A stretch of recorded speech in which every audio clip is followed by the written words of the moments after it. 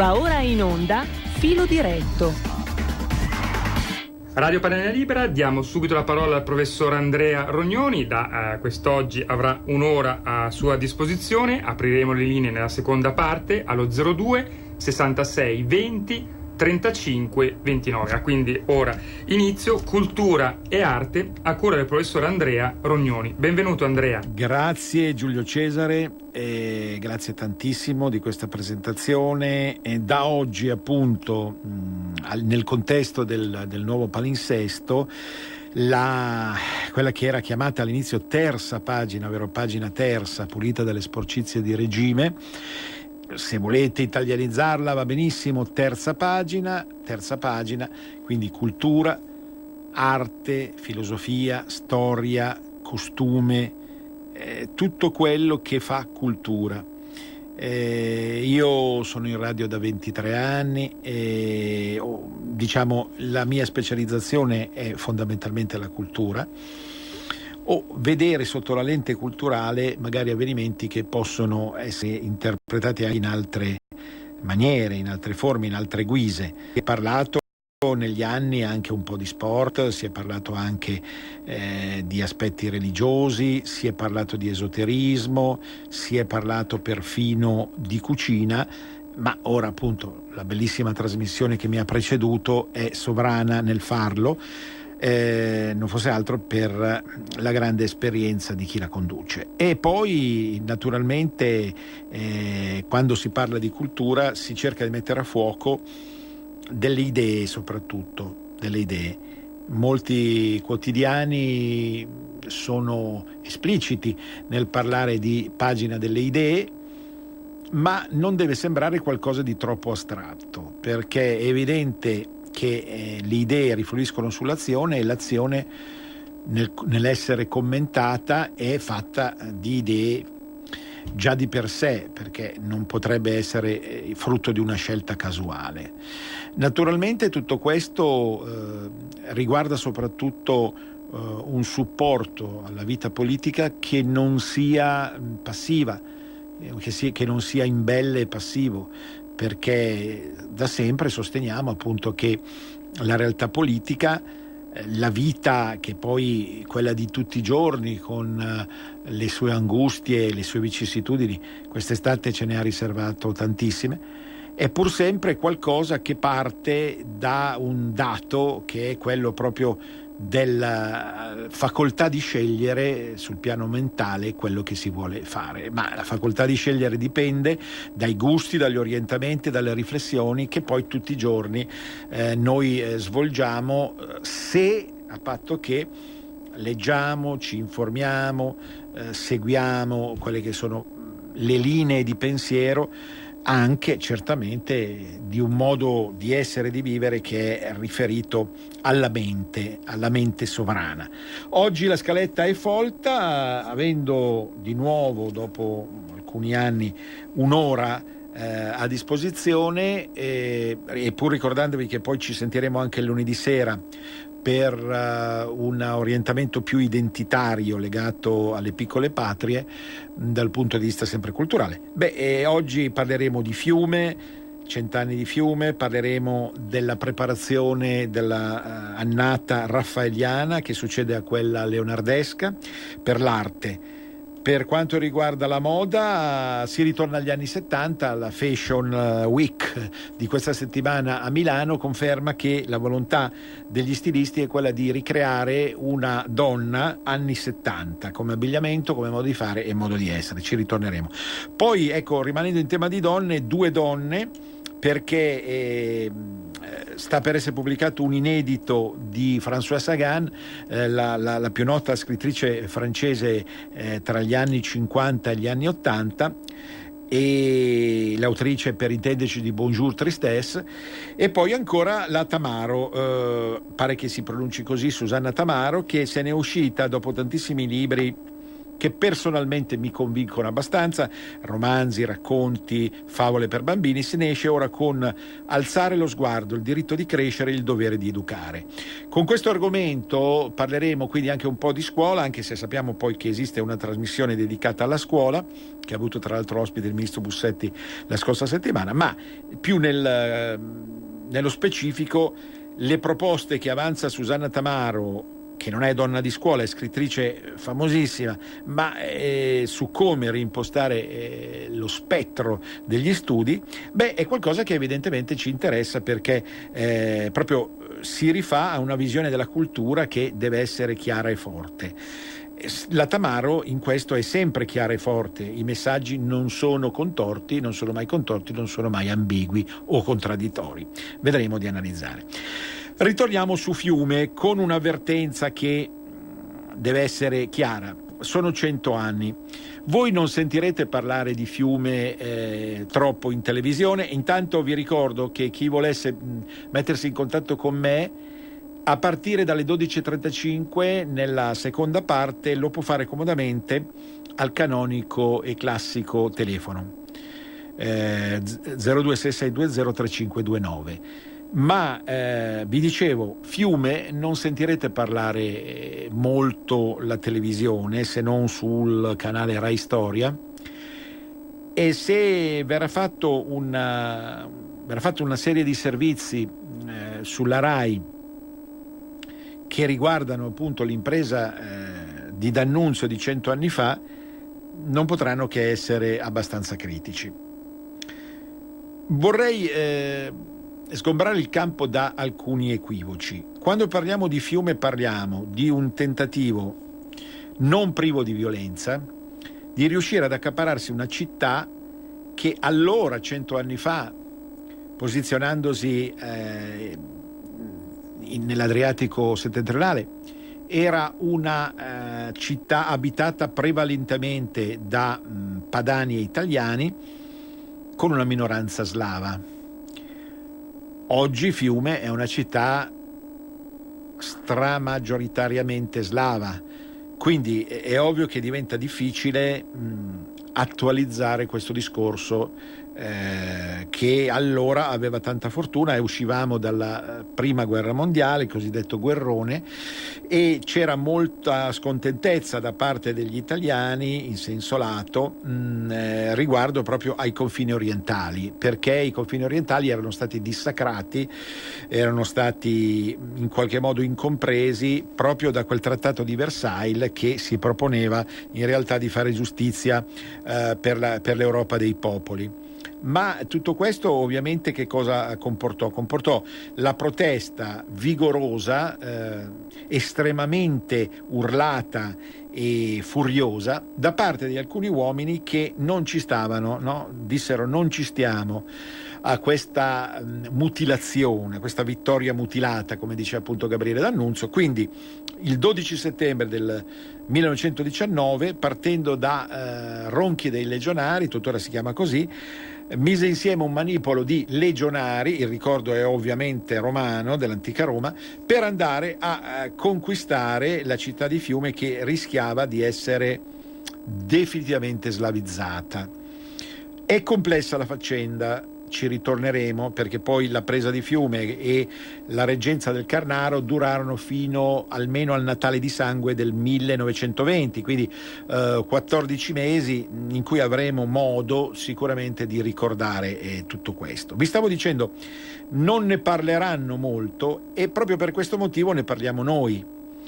Attenzione, vorrei essere chiaro da questo punto di vista. Noi non perché abbiamo un'ammirazione nei confronti di D'Annunzio e nei confronti di una visione forte, nazionalistica al massimo della storia e della politica. Non è così. Certamente tante volte ricordiamo, ma ci sono tante tematiche di sfumatura, che il sovranismo non è il nazionalismo. Il sovranismo è una scelta cosciente, razionale e molto equilibrata, mentre il nazionalismo presenta ovviamente degli aspetti muscolari di cui il D'Annunzio era molto simbolicamente ferrato, ma sono aspetti che poi rischiano certamente di trascendere nella violenza, come poi fu anche a Fiume.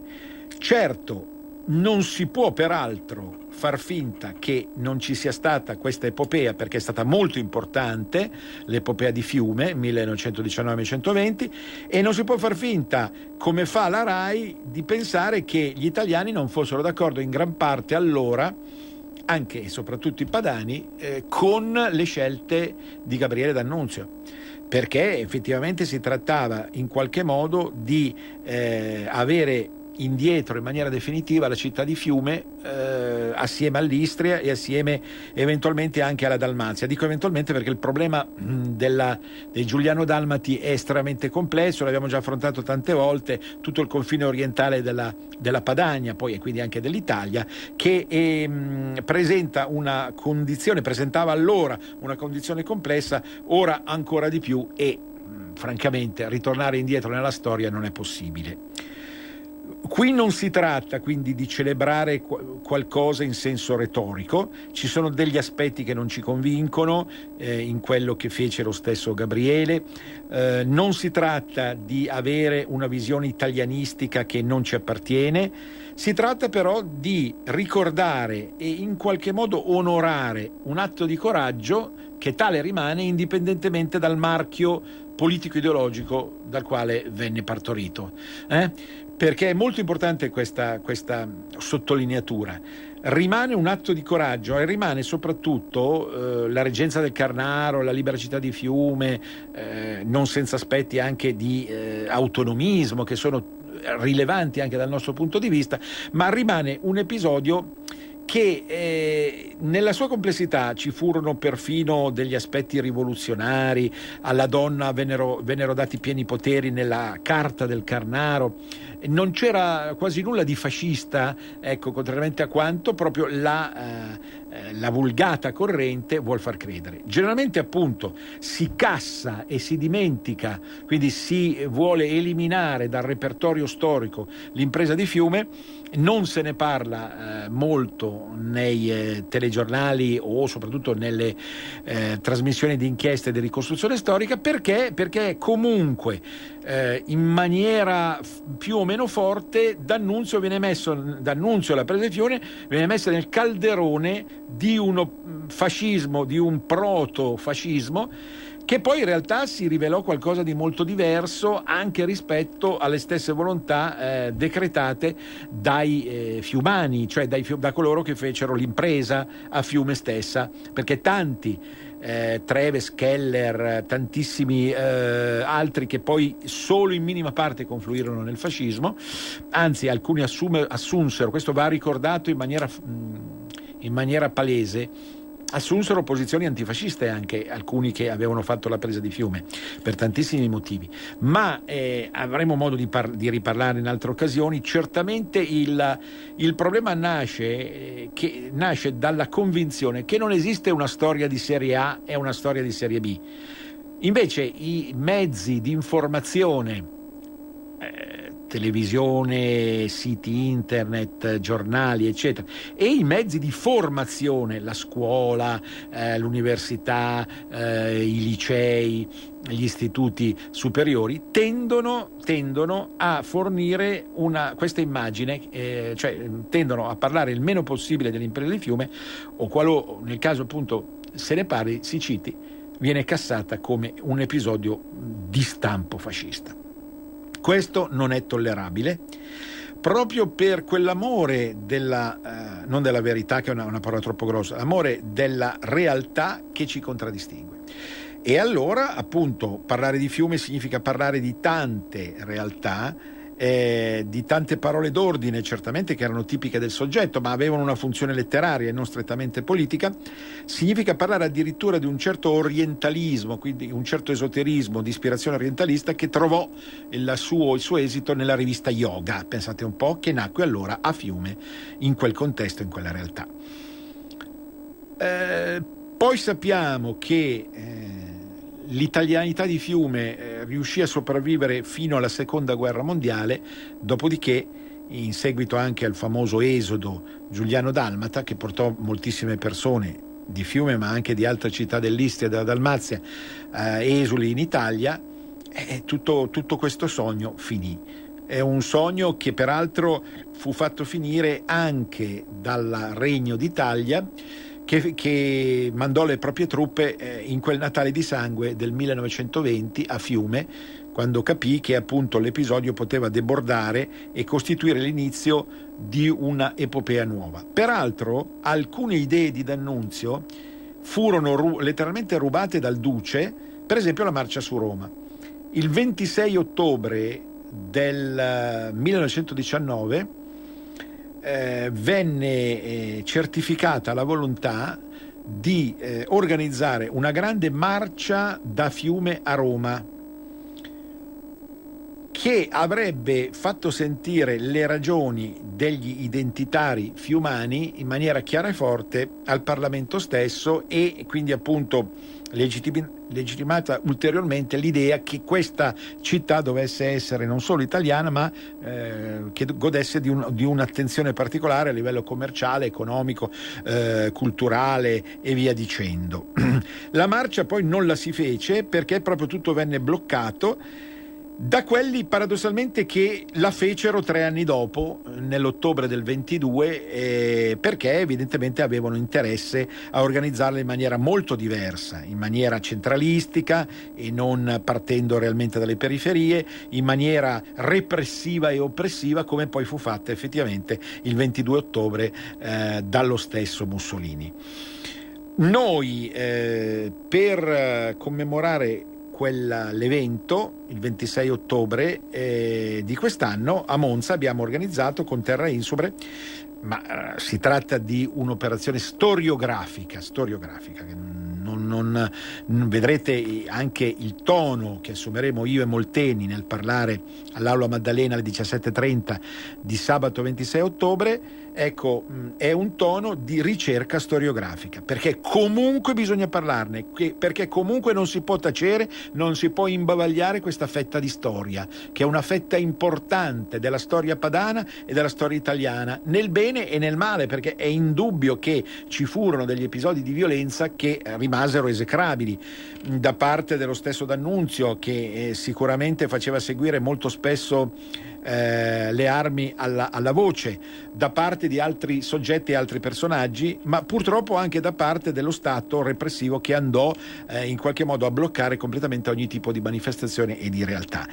È un discorso complessissimo, perché ripeto, la carta del Carnaro, che doveva rendere libera Fiume ma anche tutta l'arcipelago vicino delle isole dell'Alto Adriatico, è piena di spunti che non si possono neanche definire di destra, ci sono addirittura degli spunti anche di sinistra, e comunque ci sono delle realtà che, partendo dall'idea che sovrana deve rimanere l'identità linguistica, culturale, religiosa, eccetera, occorre costruire un mondo che sia adeguato a questa forza identitaria stessa. E per adesso mi fermerei su Fiume. Voglio passare all'arte, cioè elevarci un po' spiritualmente, e vorrei citare l'anno raffaelliano, perché io so che a Urbino, ma anche a Roma, perché l'ultima fase della vita di Raffaello Sanzio fu vissuta a Roma, diciamo è in fibrillazione, quindi la Padania sud-est. 2 ore fa giustamente Polli ha fatto mandare una bella registrazione di un passaggio dialettale di Urbino, la città dove è nato Raffaello Sanzio, verso la fine del 400. Urbino effettivamente si parla una lingua che è molto simile a quella romagnola. Quindi Raffaello rimane di marca padana e toscopadana per tanti motivi, e la celebreremo moltissimo l'anno prossimo, tenuto conto che morì il 6 aprile del 2020, d'accordo? 6 aprile del 2020. Non manca tantissimo, e c'è un po' un passaggio di consegne fra Leonardo e Raffaello. Due pittori e 2 autori diversissimi. Io vi preannuncio solo questo di Raffaello.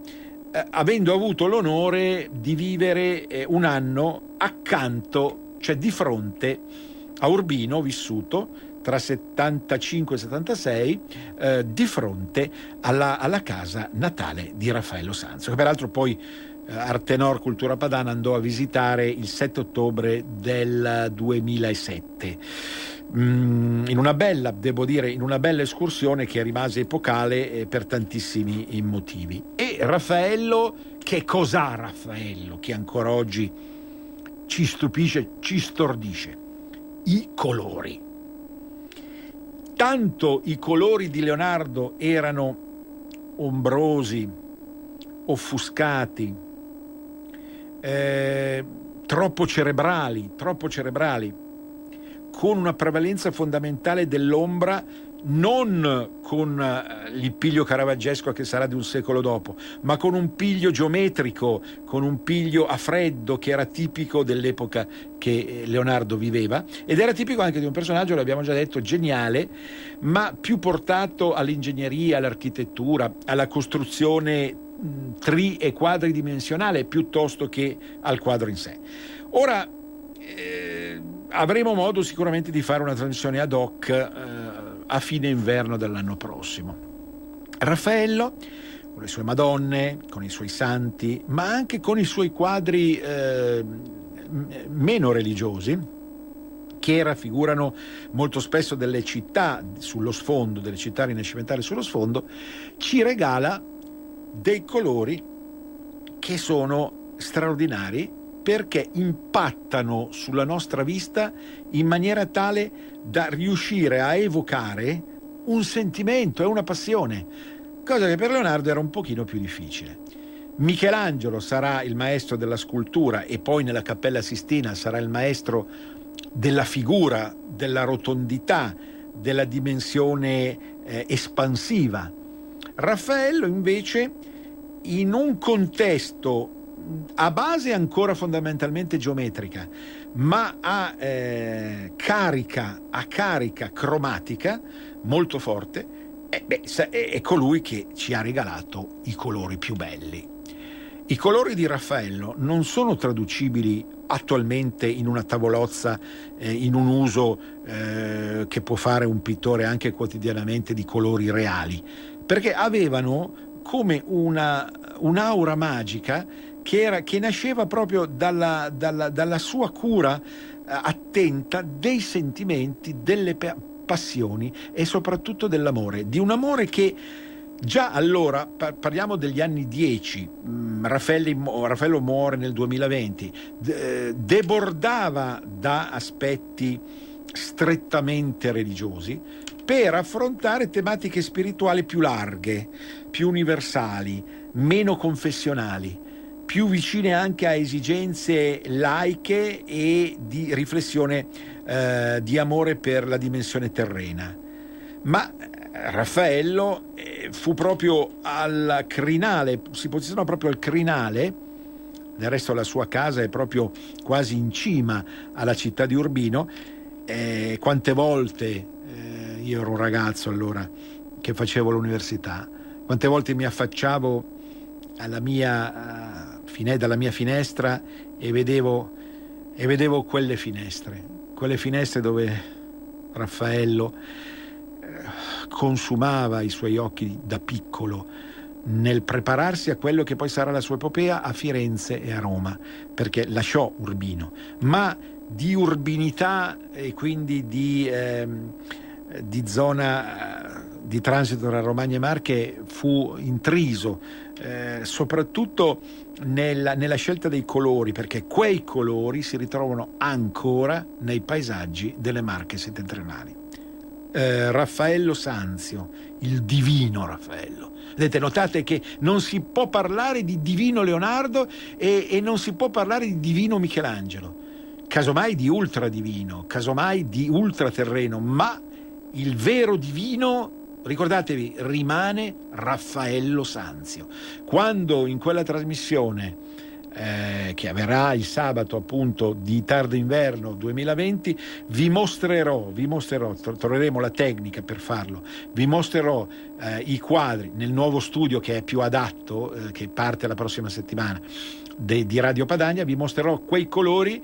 Voi capirete, ma qualcuno di voi la sa anche più lunga di me come storico dell'arte, ma voi magari che vi siete avvicinati un po' prosaicamente, capirete perché si parla di Divino Raffaello. E chiudiamo con la moda, perché la moda ritorna negli anni 70, le donne riscoprono l'eleganza degli anni 70. In che senso? C'è una nuova forma di erotismo c'è una telefonata? Pubblicità, certo. Una nuova forma di chiudo erotismo che richiama gli anni di allora. A dopo. Wow, che bella casa! Finalmente mi hai invitato! Chi ha parlato? Sono la Digital Radio, quella del sistema DAB+. E che ci fai qui? Non abiti nella mia auto. Ma io sono ovunque, anche in casa. Basta avere l'apparecchio giusto, con tanti contenuti extra e con il suono perfetto. Vivi anche in casa tutta la magia della Digital Radio. E ricorda, dal 2019 il sistema DAB+ è in tutte le auto nuove. Dibidi dobidi DAB. Anche Radio Padania è in Digital Radio. Segui la Lega. Da Lampedusa a Milano, da Taranto a Ventimiglia, la Lega è un laboratorio di idee e passione civile sempre in movimento. Segui le sue manifestazioni, i meeting e le feste. Solo su RPL, l'agenda degli eventi a giornata provincia per provincia, le interviste con gli organizzatori e i collegamenti con i nostri inviati. Segui la Lega è una trasmissione realizzata in convenzione con la Lega per Salvini Premier. In Parlamento 3 voti possono essere determinanti per salvare un governo. Ora noi applichiamo il do ut des. Ma no, perbacco, che trovata, eh? E chi l'avrebbe pensato? Il do, Do ut des. Sì. Io ti do 3 voti a te e tu mi dai 3 appalti a me. Scusate la mia ignoranza in questa specie di politica, ma io so che il deputato deve fare gli interessi dell'elettore, di colui che gli ha dato la fiducia, il voto. Cose d'altri tempi queste. Passata. Ah sì, dopo passata. Sormontata. Sì. Gli italiani avrebbero diritto a non essere bombardati una volta al mese di un nuovo partito che nasce. Ma che mi stai, coglione? Sinceramente, mi verrebbe voglia di dire, con il cittadino normale, dateci un po' di tregua. Siete finito nella merda, eh? Non è possibile che tutte le volte che c'è un problema, anziché risolvere il problema, si fonda un partito nuovo. Mi capisci se te vanno a fanculo? Passa e chiudo. Poi si immagina che il partito nuovo, abracadabra, sia quello capace di risolvere i problemi che nel frattempo non si sono risolti. Ha capito? Sì, imbecille! Mi dispiace, ma io so io e voi non siete un cazzo. Prometto. Prometta. E prometta fogne, strade, ponti. E noi ci pappiamo gli appalti. Gli imbecilli, i burini, i fesacchiotti, mi danno i voti. Ecco. Con i miei resti voi andate in Parlamento e noi 3 ci facciamo una bella papata. Bravo! Lei ha capito tutto. Capito troppo. Sì. Bene, stavo finendo il discorso, perché quel vedo non vedo, quindi tailleur piuttosto velati, una minore insistenza sugli aspetti erotici puri o i centimetri di pelle nuda. Un ritorno agli anni 70, una stagione di passaggio che denuncia soprattutto la volontà da parte degli stilisti maggiori, e non vi sto a ridire le solite firme, perché la Fashion Week è stata densa di personaggi che lasciano la nostra immaginazione. Tutto questo ci riporta indietro di 50 anni. Perché potrebbe essere vincente una situazione dagli anni 70? Perché la storia non torna indietro, vi dicevo poco fa, ma torna a rilanciare alcuni spunti che possono essere già stati valutati, rivedendoli ovviamente sotto la luce effettivamente nuova.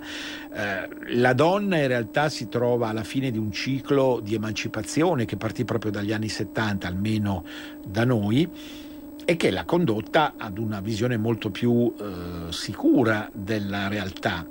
padronanza degli elementi di contatto con la realtà.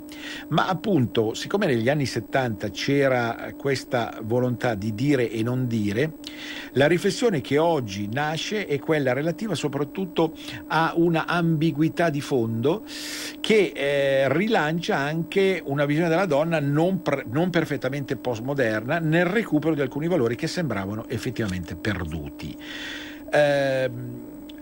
Il fatto che venga rieditata una scrittrice come Françoise Sagan, autrice di Bonjour Tristesse degli anni 50-60, è molto interessante perché Françoise Sagan, la Francia era all'avanguardia allora come letteratura. Di Françoise Sagan è stato ritrovato un inedito, di cui poi avremo modo di riparlare quando l'avremo letto, ma certamente Françoise Sagan esprime bene proprio lo spirito di allora, fine anni 60 e inizio anni 70, cioè di una donna che si stava liberando e che quindi evidentemente non poteva avere gli stessi crucci della donna degli anni 90 o degli anni 2000. Chi invece ha delle idee molto più chiare è proprio Susanna Tamaro. Tanto ricordo appunto che chi volesse telefonare lo può fare da questo momento, 0266203529. Susanna Tamaro scrive un libro secondo me molto importante che è Alzare lo sguardo, il diritto di crescere, il dovere di educare. Lei critica molto la scuola e io mi associo a lei su tantissime cose. A volo d'uccello, anche se questa non è una trasmissione sulla scuola ma ha un legame con la cultura, a volo d'uccello vi dico il problema delle elementari, dove la sostituzione, scrive la Tamaro, la sostituzione della maestra unica con tante maestre ha probabilmente creato una situazione troppo frammentaria nell'idea, nella mente del discente. E ancora il fatto che ci si debba ricorrere a tutta una serie di sigle tipo BES per identificare persone che hanno dei problemi, la dislessia e via dicendo. Alla Tamaro pare, e io faccio eco a lei, alla Tamaro pare che in effetti tutta questa voglia di classificare sia proprio un meccanismo di compensazione rispetto a quello che è emerso dal 68. Ma come? Il 68 era quello che voleva portare l'uguaglianza per tutti, che diceva non esistono le persone che non hanno problemi, e noi ci ritroviamo adesso con una etichettatura fin dalle scuole elementari per arrivare alle scuole superiori che tende appunto a precisare il fatto che una persona ha dei problemi di un determinato tipo e che quindi va trattato in una certa qual maniera. La Tamaro non ha peli sulla lingua e quindi ci fa intendere che italianamente questa questione è venuta fuori proprio perché nella mentalità, nella parte peggiore della mentalità peninsulare, cioè dico Padania compresa, è ovvio, nessuno si esclude, c'è questa voglia di far la vittima. E allora Susanna conclude, ma insomma perché dobbiamo inventarci addirittura di essere dislessici anziché di avere dei problemi per riuscire a ottenere poi dei vantaggi di comprensione e di attenzione e soprattutto di depenalizzazione. E infatti lei dice, la Tamaro, io ero dislessica, io sono di più, io sono diventata la più grande scrittrice italiana, dice Susanna, perché ero dislessica, perché avevo questo problema e nessuno me lo faceva notare con un certificato e nessuno mi trattava così male in classe da dire tu sei una persona di serie B e quindi non stiamo neanche qui a darti gli stessi voti degli altri. Però Susanna Tamaro dice con la rabbia che aveva di fare bene come tutti gli altri, si mette a leggere in una maniera avida e si mette poi a scrivere precocemente e voi sapete tutti che cosa ha prodotto. Ora si può avere sullo stile della Tamaro tantissime idee diverse. La Tamaro non è una scrittrice da bella pagina, non è una scrittrice che quando la leggi ti incanti su gli aggettivi che usa. È una scrittrice che è molto schietta, banale perché vuole essere banale nella sua semplicità, ma dritta, quando va a, cioè estremamente ficcante e mirata quando va a trattare temi e tematiche che sono molto gravose e molto penose, come abbiamo visto sia in Va dove ti porta il cuore e soprattutto in Ascolta la mia voce. Peraltro il libro Ascolta la mia voce lo trovate citato sul mio sito, che è artenorreview.org, artenorreview.org. Lì nella rubrica Genius Loci trovate citato proprio questo libro che rimane il migliore secondo me, Ascolta la mia voce, di Susanna Tamaro, dove racconta due cose importanti: come una ragazza può crescere senza la madre e senza il padre, diventando ugualmente una persona piena di dignità, e come poi le proprie radici, parola che penso a Radio Padania sia fra le più gettonate, le proprie radici siano la scommessa più alta della vita di una persona. La nostra protagonista del libro appunto di Susanna Tamaro le va a cercare in Israele. Sentiamo una telefonata. Pronto? Pronto? Sì, prego, salve. Ciao Andrea, sono Marco, provincia di Torino. Oh, carissimo Marco. Carissimo, grazie che mi hai mandato il messaggio, per quello che ti ho chiamato. Certo, prego. Sono stato onorato. No, senti, le tue trasmissioni sempre ricche di contenuti e di spunti. Io, se possibile, ne aggiungerei un altro che però era contemplato nella trasmissione che avevi fatto la settimana scorsa. Parlavo un attimino di antropologia. Nelle mie ultime conoscenze io ho constatato che lo signore nella stanza dei bottoni, oltre a stravolgere tutto quanto, stanno stravolgendo secondo me anche la storia dell'uomo. Io l'ho detto una volta, mi senti bene? Sì, benissimo. Sì, perché io sono col cellulare fuori Torino. No, va benissimo. Senti, l'ho detto una volta in radio, lo ripeto, un paio di anni fa sono andato a Milano al MUDEC, il Museo della Cultura, come senz'altro saprai. Sì. C'era appunto una mostra interessantissima sulla storia dell'uomo, sull'evoluzione, eccetera, no? Sono rimasto allibito, innanzitutto non so se tu l'hai vista, ma comunque c'erano dei pannelli divulgativi dove c'erano appunto dei titoli che sembravano scritti dalla Boldrini. All'ingresso c'è scritto: le razze esistono solo nella nostra testa, senza poi considerare una serie di amenità del political correct, no? Incredibili. Allora io ti posso dire semplicemente questo, ho letto qualche testo perché l'argomento mi interessava, no? di storia dell'uomo, antropologia, e da che mondo è mondo non ci sono non è venuto dopo soppiantando il Neanderthal. L'Abis è una evoluzione del Neanderthal, cioè qui stanno stravolgendo completamente, ripeto, le conoscenze. A partire anche da Alberto Angela, ho sentito delle trasmissioni che mi hanno fatto inorridire, cioè sempre c'è questo leitmotiv, no? Che praticamente l'Africa ha portato i nostri parenti, cioè praticamente siamo noi quelli che arriviamo. Ma con cosa sono arrivati? Con i barconi allora? Scusami, ma ci sono delle cose che fanno caponare la pelle, semplicemente questo volevo dirti. Niente, comunque se ho occasione poi ti darò ancora altri contributi. Sì, puoi scrivere anche la mail che trovi nel sito. Grazie. Ecco, potete scrivere quindi una mail, anche quella che trovate nel sito, accedendo al sito artenorreview.org, che poi parla anche di questi argomenti. Dunque, caro Marco, certamente l'antropologia, la storia dell'evoluzione della specie è sempre al centro della mia attenzione, essendomi laureato nell'ormai lontano 1981 con una tesi dal titolo Razze e popoli della Terra.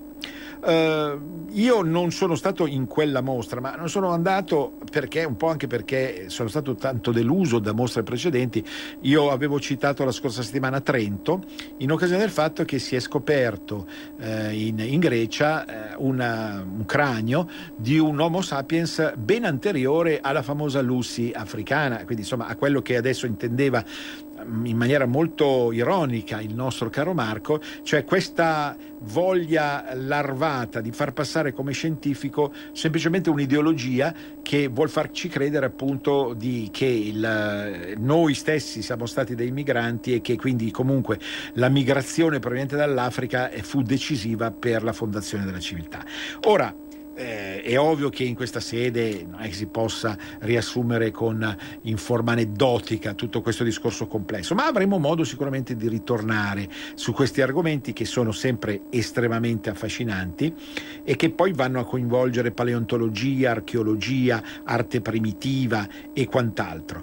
È evidente che si tende da parte del pensiero unico annullare quelle che sono le diversità, e se c'è una diversità o un'identità che in qualche modo deve risultare minus habens, è sicuramente quella occidentale ed europea. E tutto questo intristisce, perché nei musei, che dovrebbero essere i luoghi di garanzia di una mentalità realmente scientifica, obiettiva, pacata, assistiamo alla produzione di una pannellistica, di una cartellistica che è odiosamente faziosa. Vedete che brutta piega ha preso la società contemporanea. La società contemporanea era stata preannunciata, no? Il postmoderno era stato preannunciata come la vittoria assoluta della pacatezza, della assoluta serietà di ogni aspetto formativo e informativo. Il risultato è che siamo divisi in un mondo di cui il 50% crede in un modo di vedere che parte da lontano, anche attraverso l'antropologia, arriva fino alla psicologia, arriva fino alla sociologia, e dall'altra parte un modo di vedere esattamente contrario. Quindi, per finire adesso la Tamaro, ritorneremo su questi aspetti antropologici. È una trasmissione, la mia, dove voi capite bene, lo so che il rischio è l'eclettismo, lo è sempre stato nella mia immagine, però è importante far capire che tutti gli aspetti della cultura sono intrecciati fra di loro, ed è proprio questo che si sta perdendo oggi come oggi, anche a scuola. Ecco, e questo è un altro degli aspetti che abborda proprio Susanna Tamaro, che evidentemente ci riconduce a pagina 63 del suo Alzare lo sguardo. Tra l'altro si trova in edicola ancora oggi tra i solferini del Corriere della Sera. Applausi al Corriere della Sera, che ha il coraggio di pubblicare anche queste cose da Tamaro. Ci fa ritornare indietro a San Benedetto e ci illustra come San Benedetto da Norcia, che è poi il patrono d'Europa, volesse in qualche modo un'Europa e un modo di vedere e di vivere l'Europa ben diversa da quella che poi nella realtà è quella che noi oggi viviamo. Non ho tempo per leggervi tantissime pagine. La pagina della Tamaro ha quel dono lì di andare subito al cuore del discorso, contrariamente a tantissimi altri intellettuali che preferiscono volare, svolazzare in maniera barocca. Vi cito soltanto: quale società che desideri mantenersi sana lascerebbe che la sua parte più fragile, l'infanzia, venga cresciuta immersa in realtà che esaltano soltanto il degrado e la perversione? Io qui non voglio fare la figura del moralista. Sicuramente in diverse trasmissioni Sammy Varin si è occupato di questi aspetti, cioè di come il discente, cioè colui che deve imparare, sia oggi già dalle scuole, dall'asilo, dalle scuole elementari, sommerso di alcuni concetti che evidentemente riconducono a una visione del mondo non errata di per sé, perché ogni visione ha le sue carte da giocare e è un punto di vista che va esplicitato, ma da parte di un modo completamente alternativo a quello classico di far passare le nozioni, in modo appunto, per esempio, da vantare l'alternativa sessuale a tutti i costi. Pronto? Sentiamo l'altra telefonata. Pronto, buongiorno. Salve. Andrea, sono Ornella da Monza, professore. Carissima. Volevo dirle, è sempre un piacere ascoltarla. Lei ci illumina tantissimo, guardi, passa da un argomento all'altro, veramente qua dimostra la sua cultura immensa che ha a 360 gradi. Io le devo fare solo i complimenti, e meno male che dura un po' di più la trasmissione, perché è un piacere solo ascoltarla e imparare tante cose da lei dette. Tornando ad D'Annunzio, le volevo dire, io mi chiamo Ornella, io penso che ho letto da qualche parte che il mio nome deriva da un romanzo di D'Annunzio, quindi le devo dare atto di questo. Certo. Comunque, professore, tanti auguri e continui così, perché è veramente un piacere ascoltarla. Grazie a voi. Io penso che D'Annunzio, certamente D'Annunzio è fatto anche come dicono a latitudini diverse dalle nostre, ma comunque simpaticamente vere, fetenza. È anche fetenza, che lui è un ragazzo che a 14 anni, a 15 anni si finge morto per far parlare di 6 giornali. Al di là della profezia di quello che sta accadendo oggi 100 anni fa, però voglio dire, è chiaro che c'è qualcosa di molto malizioso, di poco raccomandabile sul piano del rispetto e della dignità.